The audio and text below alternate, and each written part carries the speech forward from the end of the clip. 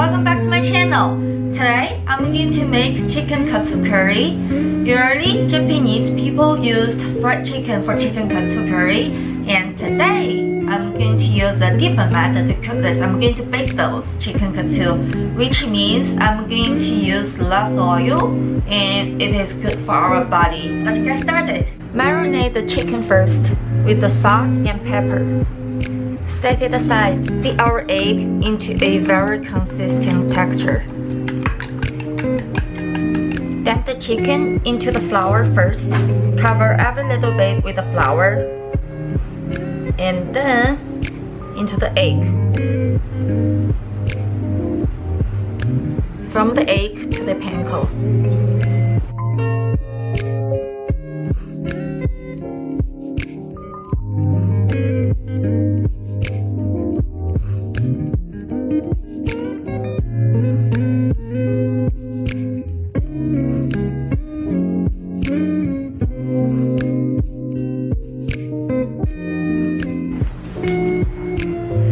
Drizzle with some olive oil. Cover the olive oil with every side of the chicken. Bake those in the oven for about 18 minutes at 400 Fahrenheit. Dice the onion into small pieces, cut from the middle, and then we're going to make small slices on the side. This method allows you to cut the onion without a lot of mass.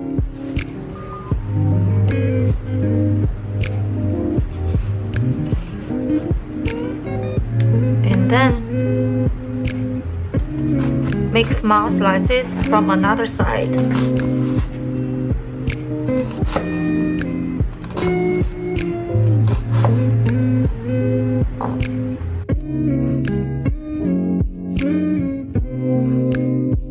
See how easy is it to just cut onion without creating a lot of mass?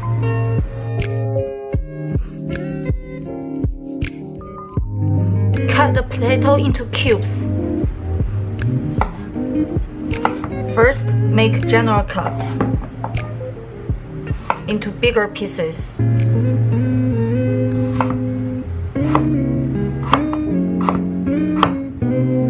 And then dice them into cubes about 1 inch per side. Slice our mushrooms.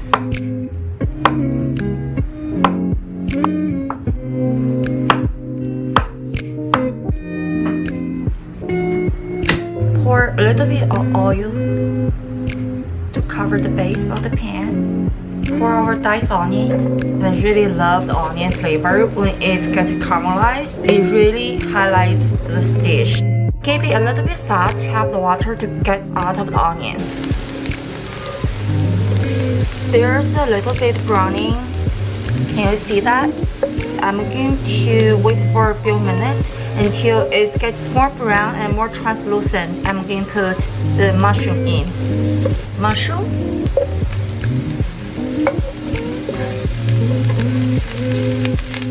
Cook until the mushroom getting more soft and tender.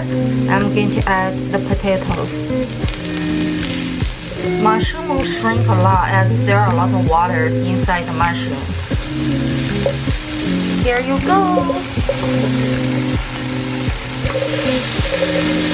Stir fry for about 5 minutes and then pour some hot water. Let it stew.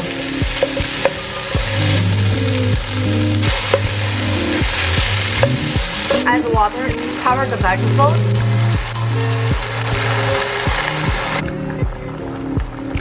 I'm going to put the curry sauce mixture into my food.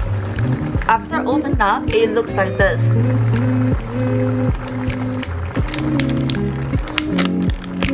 This is the curry cubes I'm going to use for my curry. 1 piece, 2 pieces.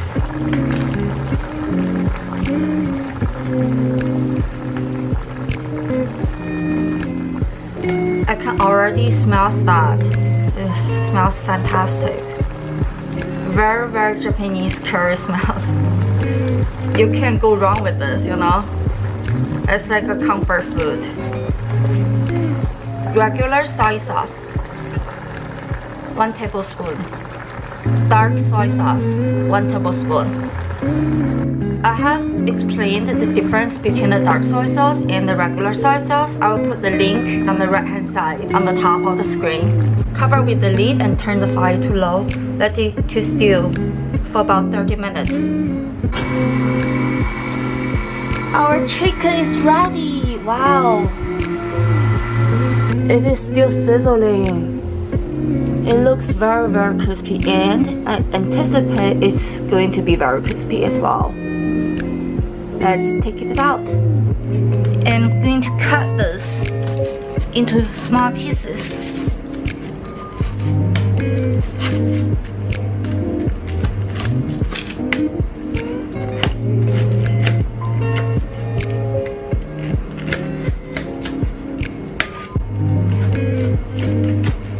Wow, I can't wait to just eat a piece and try that out. Can you hear the sound?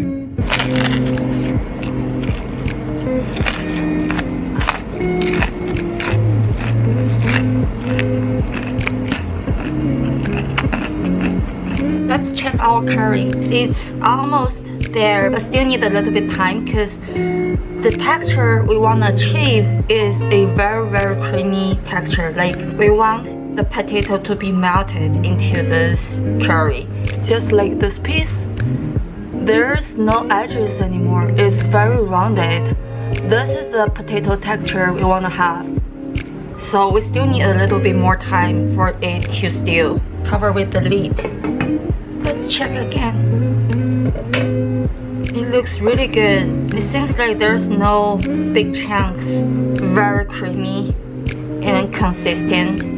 There's a tips like when you cook this kind of curry, after you stew for a while and the potato getting softer, you can just use the spatula to just cut them. So it will help you to achieve the result you want, the texture you want, faster. Okay, we're done with our food. Start with the boiled rice and pour some curry on top of it.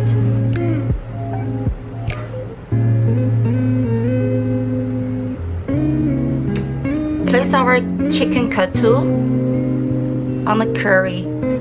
Fill the white space with a little bit more curry.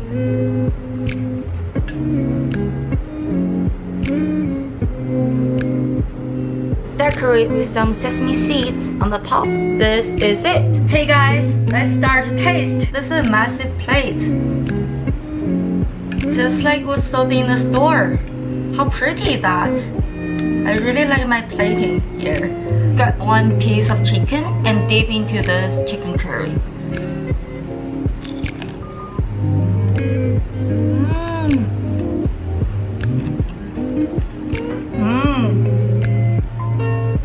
I couldn't tell the difference between the baked chicken katsu and fried chicken katsu.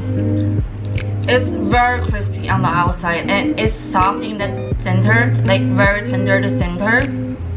It's really good and it's healthy, by the way.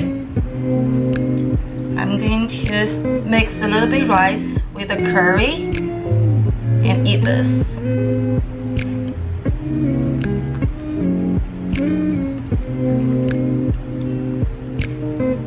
This is it. Very good. I feel like I can eat 2 bowls of rice with this curry. It's like very addictive. And I also really like the mushroom taste. It's a highlight of my curry. I just couldn't stop. Thank you for watching. If you guys like my video, please give a thumbs up and subscribe. See you next time.